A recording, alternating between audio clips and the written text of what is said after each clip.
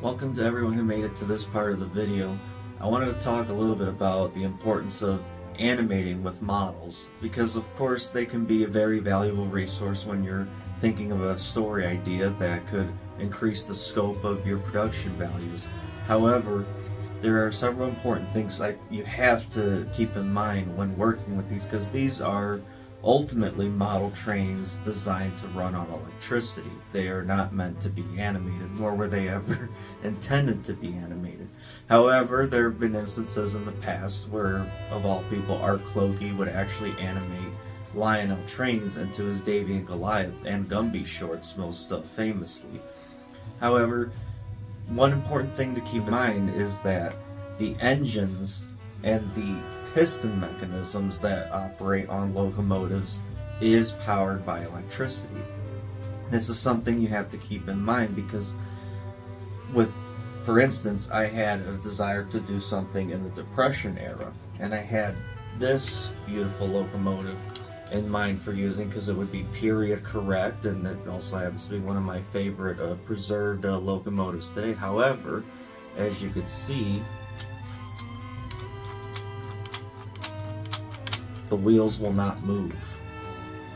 Now, there is a possibility that I could actually take this engine, put it on the tracks, and then have it powered, animating it in small increments. However, even at the slowest speed, the engine would probably be moving more in increments like that by way of electricity. So being able to go in and minutely move a locomotive is a luxury that I certainly, have had the pleasure of having, because most electric trains, modern electric trains, will not operate manually where you can actually move them and move the pistons in such a way to where you can actually have realistic movement, as well as doing it in small increments to be able to animate it. And like I said, these were the sorts of things that animators in the past, had the luxury of having, because most of the engines, these modern locomotives have sound, they have speed control, they have realistic smoke units, so much is dependent on the electricity compared to the more manual locomotives of the past. But, in brief, I just wanted to get that out there, at least to explain to people that, these are great props we can use, but you definitely want to be careful of what kind of model you're actually using. But, I wanted to talk very briefly about, some of these models and what I'm using them for. And so, for instance, the G-gauge locomotive in the back here, I'm doing for a Western short that's going to be about the Navajo skinwalker and a U.S. Army agent who is going to be trying to figure out all these people who are disappearing in northern Arizona, southern Utah.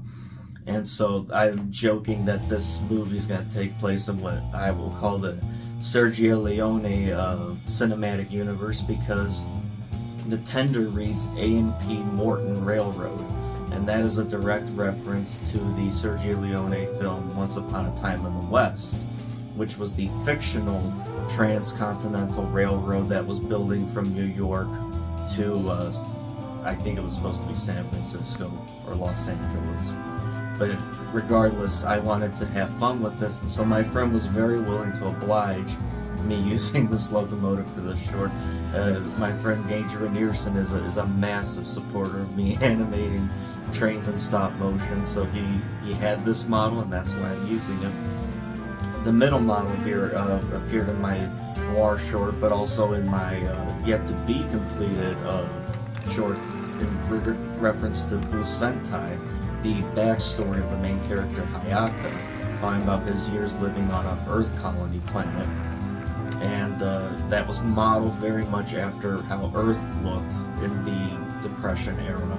So I wanted to just use this black locomotive, but I also had a streamlined locomotive as well. And this engine actually is a modern engine, and the running gear is loose on it, so I can actually animate it. I don't know if this is some kind of fault on the part of the manufacturer, but it it works, and I'm very happy with the fact that that's the case, and there's nothing necessarily wrong with the engine.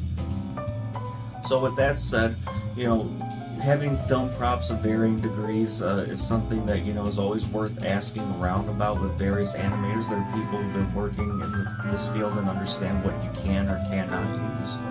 But electric trains, certainly, at least I can weigh in on this fact that it's important to keep things in mind about what is it that makes the engine run, or if the engine, I would even go so far as to say is, if you could maybe go on eBay and find models that are broken and look for the phrase running gear broken or motor broken. That would be your surefire way of being able to get something that you can then potentially animate or rig to animate, because at least most of them will not be horrendously expensive as given their conditions. So better versus buying something new, which I don't recommend either unless you really like trains like I do. So with that said, hope you all enjoyed the compilation. Hopefully this bit of information was helpful to you all.